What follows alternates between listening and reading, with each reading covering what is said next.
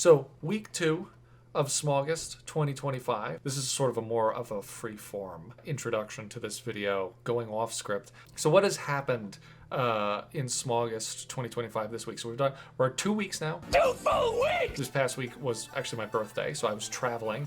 I went down to visit my family on Long Island, which was really nice. Spent some time in New York City. I went to the beach. And it's always nice when you're doing something like this, to have kind of breaks to interact with the real world a little bit. You get a little revitalization, you get some inspiration from things like a museum or just spending time in nature, or at least I do. But I'm not actually behind, and I'm proud of myself for that. I'm very proud with this challenge so far, actually. I'm really happy with the illustrations that I've done. Like I said, I haven't fallen behind, which I tend to do, or at least I have been doing for the past couple of challenges where I've been doing month-long drawing challenges like this. So I feel good. I feel really happy that I haven't fallen behind on these things. And I'm also proud of myself that I am actually getting these videos out alongside all of the illustrations, because I like to be able to do the readings for the lore. It's fun for me. I assume it's fun for you guys too. I hope it is. I hope you guys enjoy it. I hope you like my silly little Scottish accent that I've been doing for the video. I'm always coming up with new voices to do for these videos. I don't know. I was gonna invite criticism of my Scottish accent. I don't know. I feel like if I do hear from actual Scottish people, they'd be like, Jack, this sounds like Mike Myers trying to do a Scottish accent. It doesn't sound like a real Scottish accent. As long as it's entertaining to listen to, I suppose. Or as long as it's not offensive. Am I being offensive? Is it an offensively bad Scottish accent? We're not here to talk about that. We're going to talk about dragons and, what else did I want to say? Yeah, so we're week 2. Proud of myself, did that. In the last Smaugust video, I complained that I don't own any dragon shirts.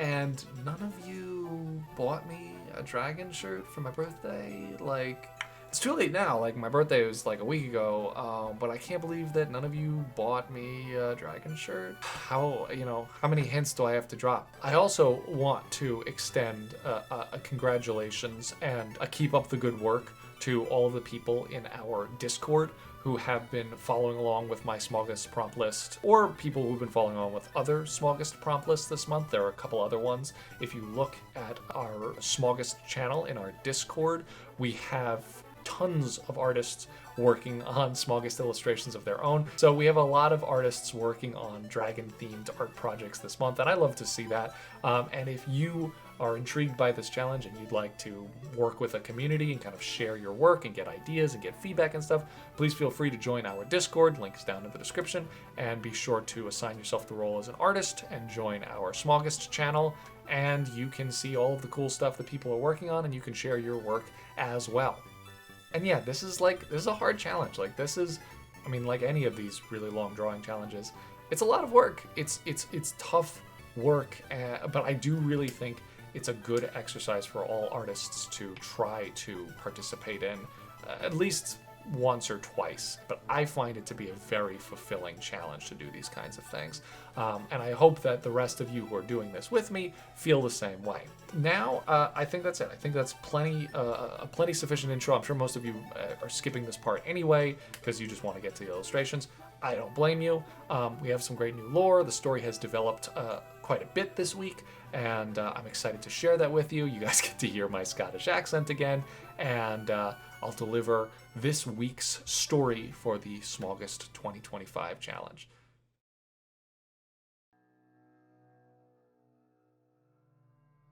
As you near the edges of the great steps of Weird Island, the smell of salt and the sound of crashing waves welcome you to the southern coast. Rocky cliffs give way to pebbly beaches, and beyond, the ocean stretches out towards the infinite horizon. These coastal regions are home to very resilient creatures, those who can weather the violent storms blown in from the sea. Many of them live on the cliff faces, nesting on precarious perches where they'll be safe from threats both aquatic and terrestrial. Most commonly found here are the clown wyverns, small cousins of the true dragons that nest on Weird Island during the spring and summer months. These minuscule dracomorphs pose no threat to humans, and are in fact a consistent food source for villagers who live near the sea. Their eggs are highly nutritious, but difficult to reach on the sheer rocks. Only humans and a few other species of dragons are able to access this desirable food source. Male clown wyverns sport an impressive throat pouch that they can inflate as a display to attract mates. These dragons mate for life, and renew their bonds with their mates every year when they return to Weird Island with impressive dances, songs, and synchronized flights. Both males and females will take turns going out to sea to bring back food for their hatchlings. They're somewhat clumsy flyers, but surprisingly adept swimmers. They'll dive headfirst into the waves, darting deftly through the water and snatching fish with their beak-like jaws.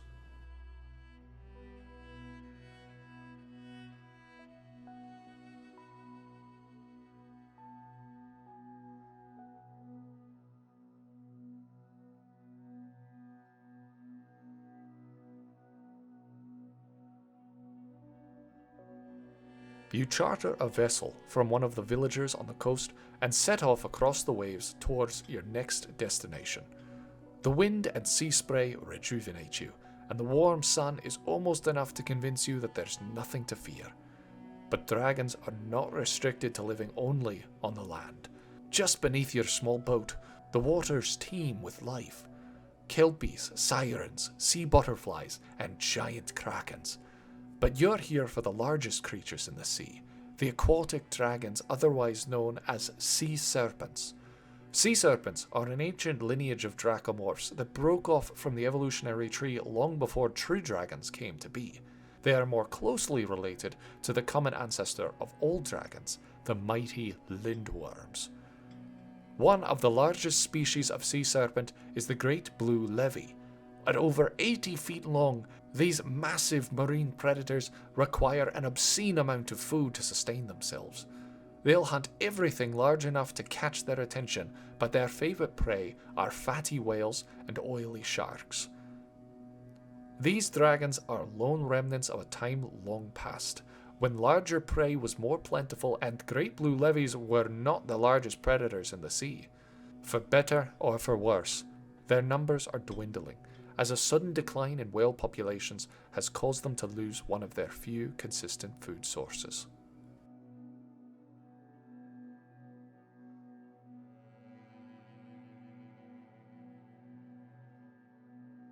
Finally, you reach your destination, a research outpost 50 feet above the waves, perched precariously on steel stanchions. Here, you'll begin your internship with a team of dragonologists researching one of the largest threats to the entire oceanic ecosystem. Deep below the surface, a titan stirs, nearly half a mile long, weighing enough to displace the sea level around it as it moves, and hungry. Very, very hungry. This is Marina Maximus, one of the few remaining lindworms left on our planet. Millions of years ago, when the fiery earth was still taking shape, such beasts of biblical proportions were commonplace, and the world as we knew it was a battleground for monsters. They quickly drove each other to extinction, one becoming food for another, and those unable to either win or lose slowly starved into obscurity as the dominant species devoured everything in sight. This catastrophic time in our planet's history has long passed, but a handful of these ancient ancestors of all dragons still remain. For millennia, humans have found ways to keep these titans at bay, placating them with yearly food offerings or casting spells to put them in another century-long slumber. But we have left the ways of magic and sacrificial tributes behind us, and now scientists are desperate for a more permanent answer to this looming problem. Marina Maximus has awoken yet again, and the time has come to decide whether this relic of the past must be put to rest for good.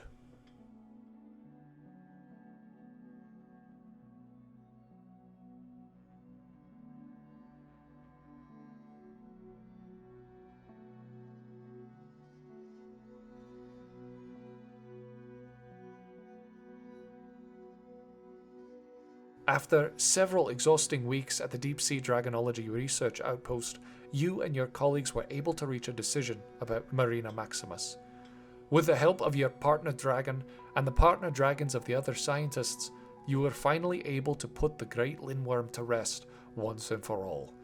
Its titanic body will nourish the ecosystem of the seafloor for decades, and the dwindling populations of marine life it has been relentlessly hunting may soon be able to bounce back. Your first task is now complete. You board another vessel and return to Wirrit Island. Your boat takes you to the island's southeastern coastal estuaries, and you disembark to continue along foot. You are no longer a novice drake seeker. Your experience working with the lindworm has hardened you for what will be a much more grueling journey ahead. The estuaries slowly melt into swamps, and you swat away biting flies the size of hummingbirds as you trek deeper and deeper into the hazy quagmire. Tread carefully. Each step has the potential for new danger: quicksand, venomous snakes, or a sudden drop into the green water filled with teeth and jaws waiting for a clumsy meal to fall carelessly into their waiting maws. The thunderfish, as the locals call it, is not a fish at all, but a dracomorph from the salamander family. Large enough to swallow a human child whole, they float just beneath the water's surface for hours or even days at a time. At the first sign of movement, they shoot forward with such force that the impact of their tails breaking the water's surface creates a thundering boom that echoes throughout the swamp. If their prey is too big to swallow in one bite, they'll attempt to drag it below the surface, disappearing into the algae-choked water until the swamp is still and silent once more.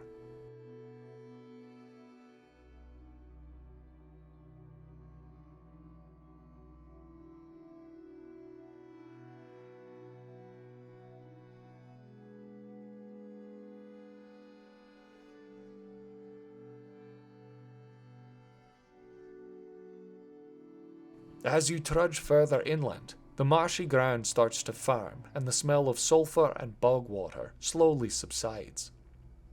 Before you lies a dense forest, the entrance to which is bordered by a vast clearing.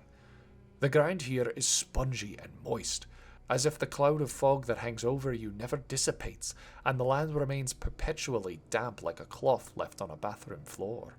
Strange noises echo from within the fog, and as you approach the forest, crumbling stone structures begin to emerge. They're man-made, or at least appear to be. Headstones left in memoriam from an ancient civilization who must all now be dead. Indeed, there appear to be enough graves to account for an entire population of humans, and the garden of stone stretches endlessly into the mist. A shriek, like the ghastly cry of a woman struck from the shadows, sends ravens rushing out of the gloom. Perched on one of the graves sits a demonic-looking figure, and at first you wonder if it is even alive, or perhaps a part of the menacing ornamental stonework. The aptly named short-faced gargoyle is a member of the kobold family, a group of dracomorphs closely related to true dragons.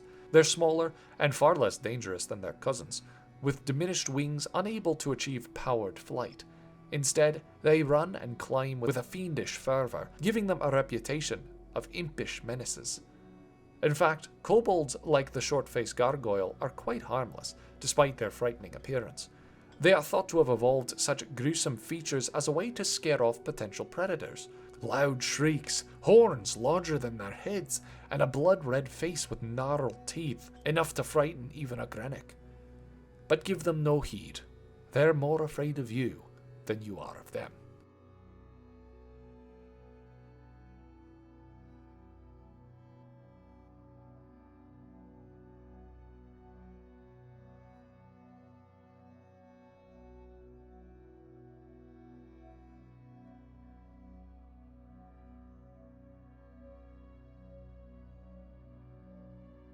You reach the edge of the great forest that looms over the hazy fields of stone. Though you're eager to leave the graveyard behind you, there's something about these black trees that seems to warn you, stay away. There is no magic left in the world, you know this. The witches and sorcerers of the ancient past are gone, and surely whatever spells they've woven have dissipated along with them.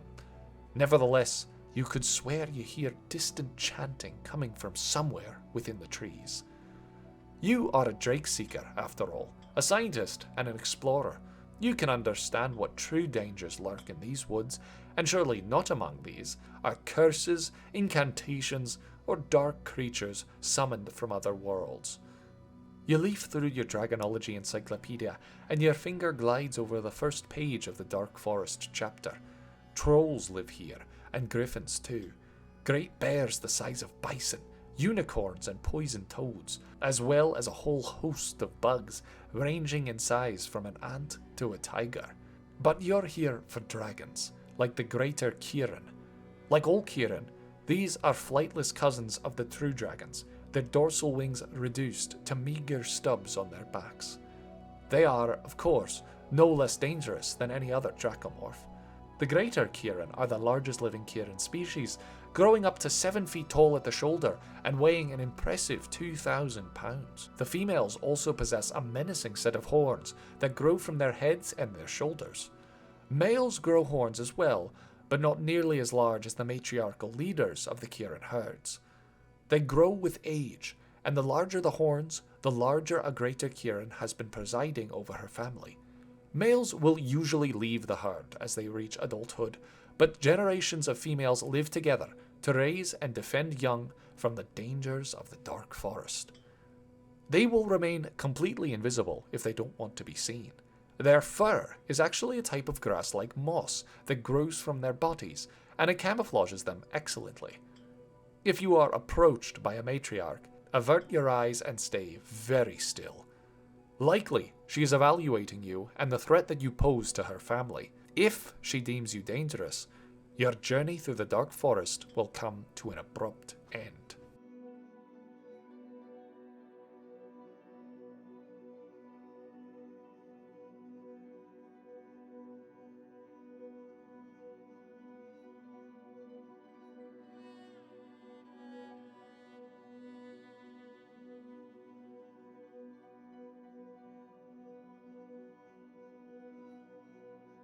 You follow along the path taken by drake seekers before you. The sunlight struggles to breach through the thick cover of the trees, and your perception of time begins to fail the longer you spend in the dark forest. Suddenly, you hear running water in the distance. The dense air seems to give way as you follow the sound, and you breathe deep for the first time since you've entered the forest. A clearing in the trees lies before you, lit as if from a great spotlight from above as the trees finally subside and the sun triumphantly reaches the ground. There, a great river flows into a natural grotto, carved from the mountainous rocks over hundreds of thousands of years. The water glows from within, and you hesitantly approach for a much-needed drink of fresh water.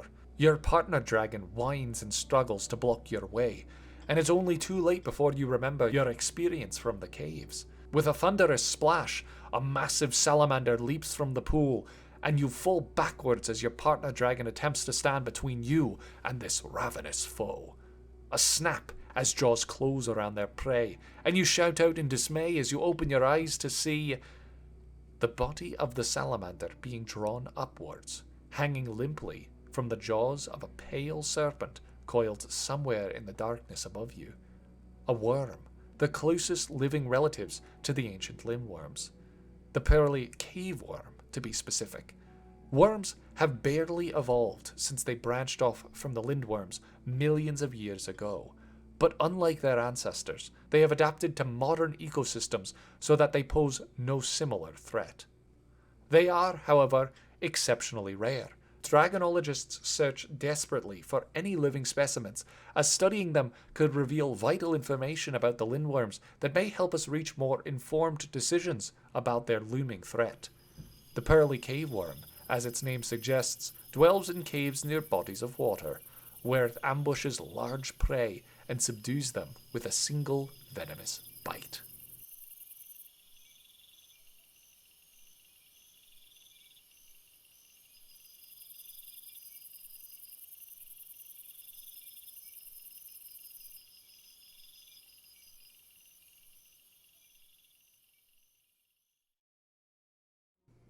Well, that's it for this week's Smaugust challenge. I hope you guys enjoyed. Let me know which dragon from this week was your favorite. I think mine was probably... it's a tough one. I think maybe day 10. I'm biased because that was my birthday, but I do like that one. I also really like day 13. So either day 13 or day 10 was my favorite, but let me know which one was yours. But for now, thanks for watching, guys, and I will see you next week for some more dragons.